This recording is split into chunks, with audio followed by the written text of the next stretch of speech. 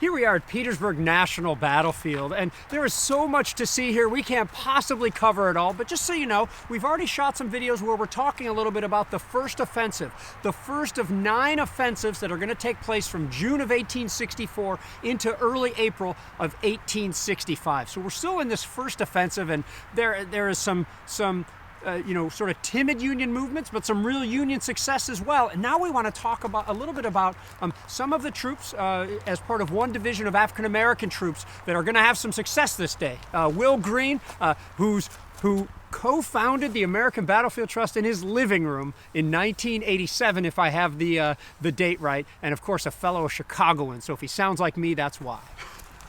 Thanks, I think, Gary, for that introduction. And we're standing in a place that most visitors to Petersburg National Battlefield don't ever go. We're on one of the little hiking trails that they have here. We're down in a ravine next to a nameless stream that eventually dumps into Lieutenant Run and into the Appomattox River. But we're here to talk about the attack of the Division of Black Troops in the 18th Corps, commanded by Edward Hinks. Now, just to set up the story a little bit, the 18th Corps, commanded by William Farrar Smith, has 3 divisions, 2 of them white, and one of them, Hinks's, a black division, consisting of 2 brigades, about 3,700 troops. Now, on the morning of June 15, 1864, these black troops were responsible for capturing a small Confederate position that was out in advance of the main Confederate line at a place called Baylor's Farm. This was literally the first combat that these troops had ever been engaged in during the Civil War, and they were ecstatic about their minor but bloody success at Baylor's Farm. As Smith approaches the main Petersburg defenses, the batteries of the Demock line, from Battery 4 down to about Battery 12.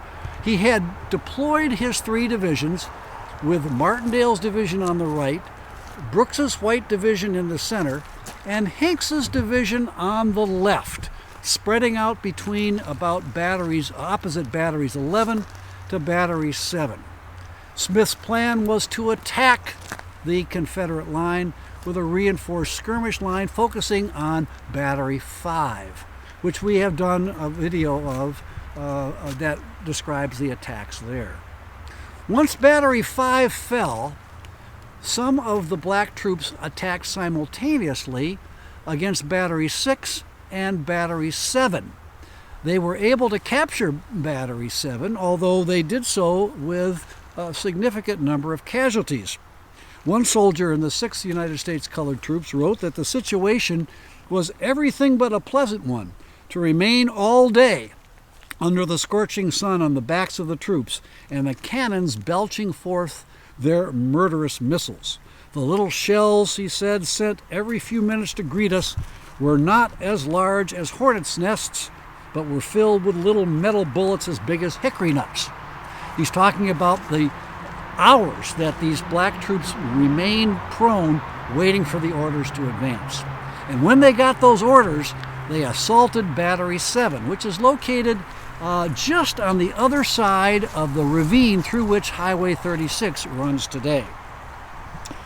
As those black troops attacked, one of them said, "We seemed to fall like blades of grass before a machine, some on our backs, some on our faces, some on our sides, and all manner of ways, just as we had fallen, with knapsacks still unslung from our shoulders."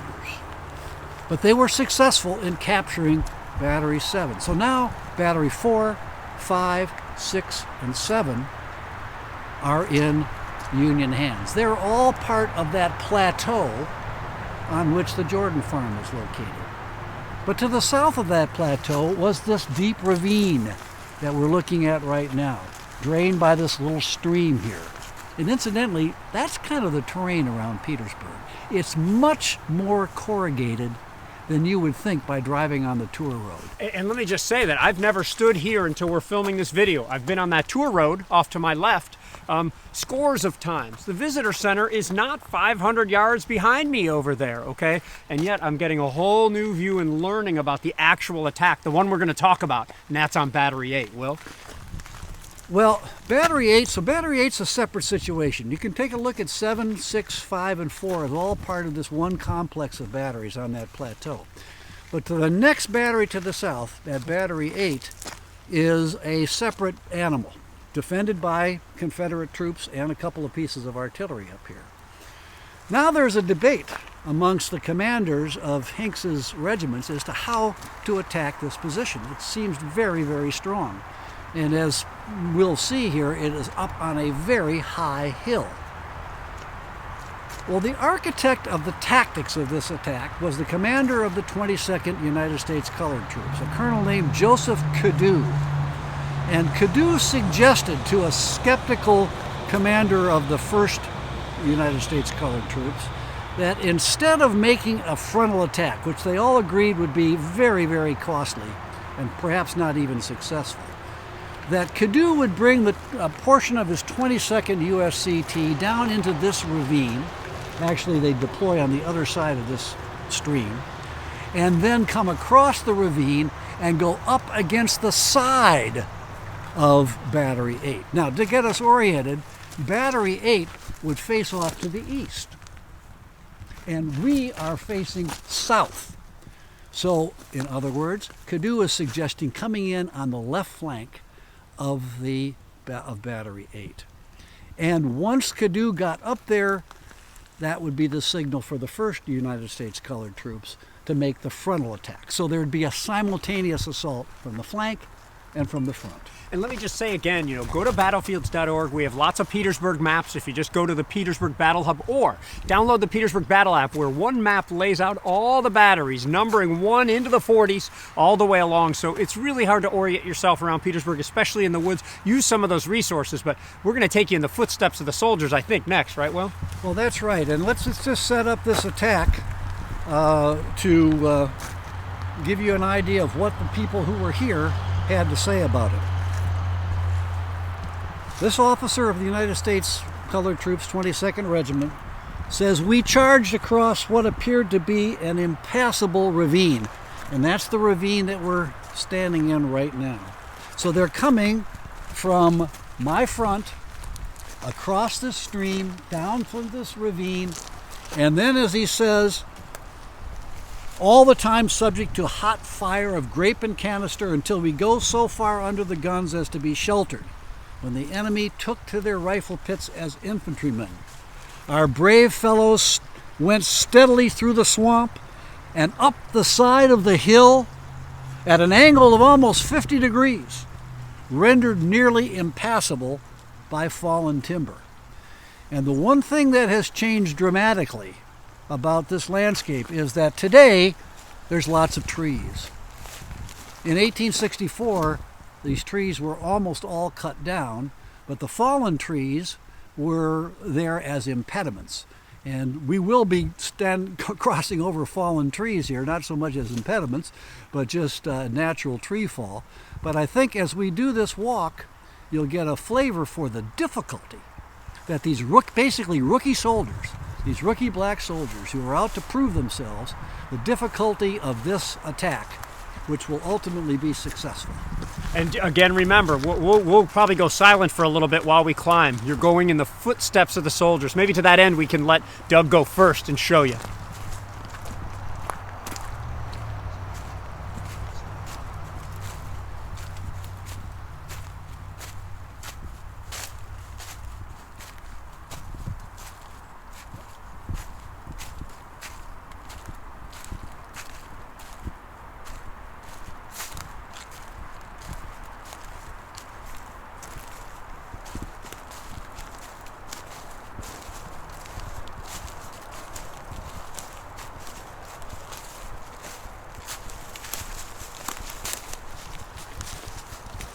I think you can get an idea as we've come up this gentle hill as to the high ground that's right immediately in front of us. Now we're going to take the coward's way out and go around this high hill a little bit, but these several hundred Federal troops, black troops that are making this attack, bear in mind now, until they get much closer to the battery, which is about 400 yards in front of us, maybe 300 to 400 yards in front of us, they're getting all sorts of fire up here.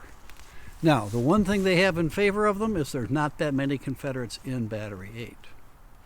But they're still getting they're going to take over 100 casualties during this attack. And I think what's important here to remember is the difficulty of this assault. Just the terrain is very, very challenging for these fellows. And in their first day of combat. First day.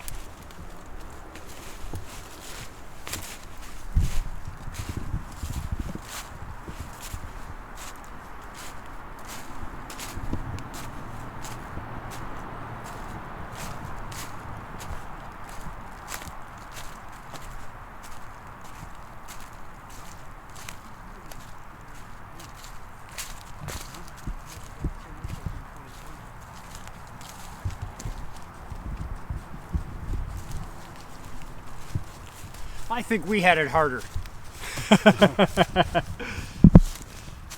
So we still haven't accomplished our objective, right, Will? We're not even at the battery. No, we're up here on top of this major rise, and the ground is a little difficult to see. I'm out of breath because it was a steep climb. It's a little difficult to see that we're still ascending up towards the battery because there's trees there now. But we're going to be going gently, and you can see now this would be a perfect field of fire for the Confederates in Battery 8. They would have these guys right in their sights. And we're at almost point blank range. We're 300 yards from the fort. So largely open terrain, you're in your first fight. You're climbing, a hill against an experienced enemy. And it's happening right here. We can't stress enough how much we suggest you get out of the car and check out some of these, spots. The battlefields are meant for you to walk on them. Watch where you're going, be safe, tell people where you're going, but get off the beaten path and check these places out. They're here for you. They're preserved for you to come out and do it.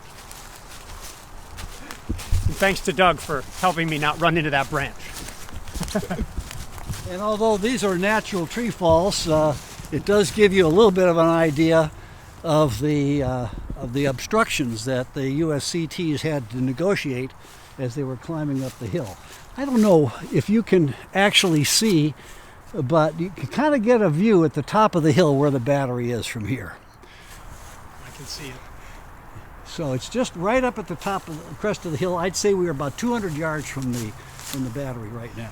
Well, then, to quote the way that Will ends most of his emails to me, onward, right? Onward.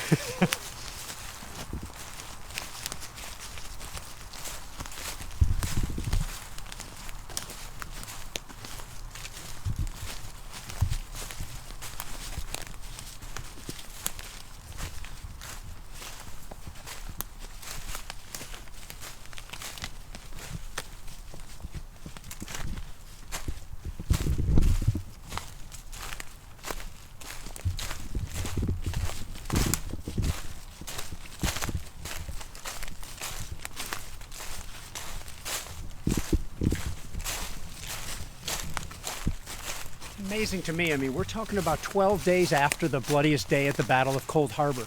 The Battle of Cold Harbor had only ended 3 days earlier or so. We're less than 6 weeks after the Battle of the Wilderness, considerably less than 6 weeks, might I add. So this just blows me away. These are the same troops who have been through a lot of these fights already, not necessarily the 14th USCT, but in general. Sorry? 22nd USCT. Thank you. It's good that there's more than one of us here. Let's catch up to Will and continue in the footsteps of the soldier. But as we're breaking through the trees, you can start to pick out the outline of the battery. Outline of the battery just over Gary's head to the left.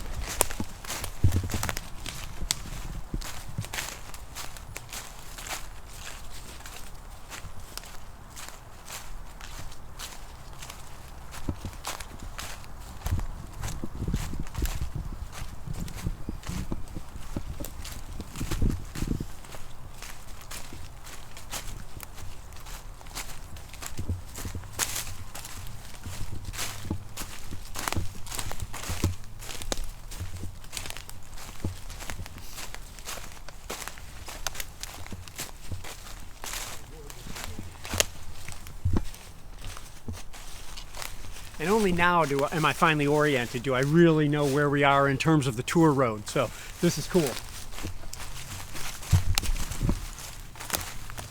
I'm assuming, Doug, that you've got a view of the earthworks now. Yes, I do. And so this is a point at which the USCTs break into a run and make their attack. At the same time that the 22nd is attacking in the direction that we have been walking, the 1st USCT is coming across this ravine over to my right. And hopefully the camera can pick up how deep that ravine is over there as well. This gives you an idea of, in this case, how Damok had located this battery at a very, very strong position.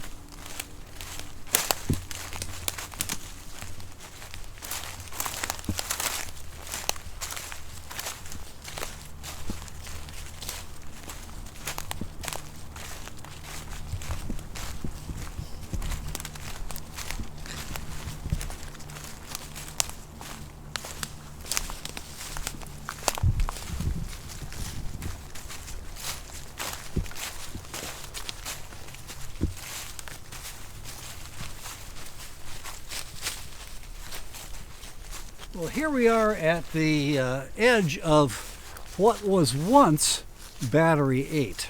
But this is a little deceptive because the earthworks that you're looking at right now are actually a part of a Union fort that was built on top of and modified Battery 8.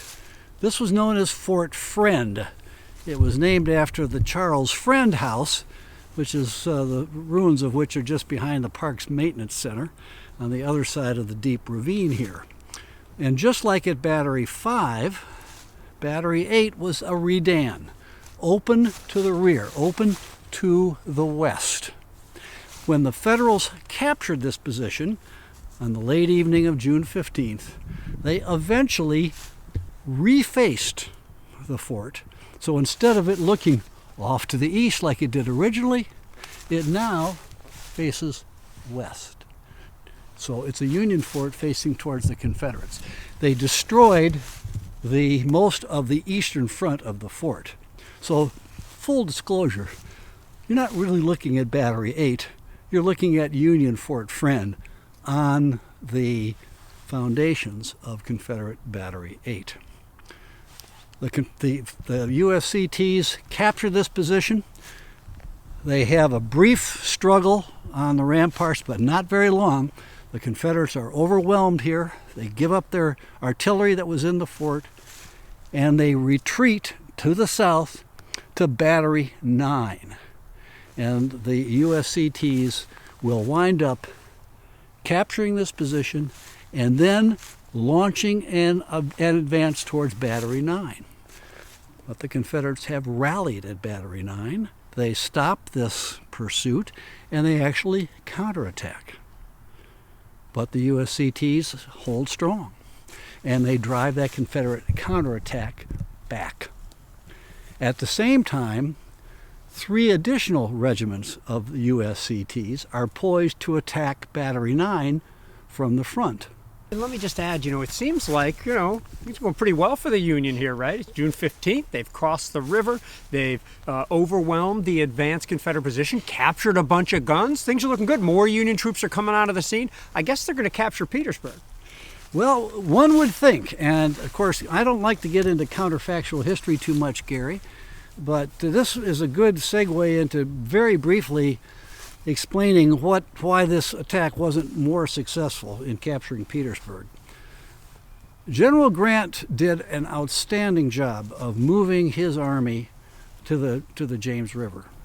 We talked briefly at another video about Grant's really brilliant effort in order to do that, to build a long pontoon bridge, to assemble a fleet of transports. Now the 18th Corps, the fellows that made this assault here, and they assaulted Battery 5, had actually come from Cold Harbor via boats. They did not cross the river on the bridge. They had come from Cold Harbor. They had gotten on boats at the Pamunkey River. They had come down to Fort Monroe and then come up the James and offloaded themselves at Bermuda Hundred and on the Appomattox River. But Grant, to make a very long story short, Grant failed to communicate his battle plans to the 4 officers that needed to be on board, all on the same page. Those officers were General Butler, commander of the Army of the James, General Smith, the commander of the 18th Corps, General Meade, the commander of the Army of the Potomac, and General Winfield Scott Hancock, the commander of the 2nd Corps of the Army of the Potomac, which was the first corps to cross the river in a fleet of boats on the night of the 14th and early in the morning on the 15th. Grant did not communicate his battle plan to all those officers, and as a result of that, Smith was uninformed that his job was to capture Petersburg until the night of the 14th, when it was really too late for him to make a dawn attack.